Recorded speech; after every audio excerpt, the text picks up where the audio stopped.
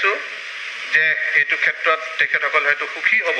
মই গোটেই সমগ্ৰ সদনক জনাব বিচাৰিছোঁ যে মাদ্ৰাছাসমূহত যিটো নিযুক্তিৰ কথা, এই মাদ্ৰাছাসমূহৰ নিযুক্তিৰ ক্ষেত্ৰত আমাৰ মাননীয় সদস্যসকলেও জানে যে আদালতৰ বাধাৰ বাবে আমি নিযুক্তি দিব পৰা নাছিলোঁ।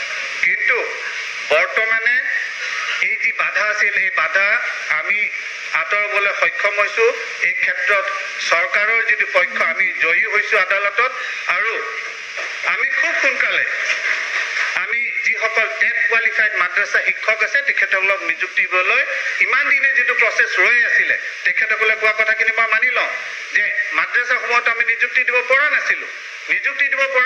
কিয়নো কোনোবা এগৰাকী প্ৰাৰ্থীয়ে গৈ কোৰ্টত এটা কেছ দি দিলে, কেছ দিয়াৰ লগে লগে ৰৈ গ'ল।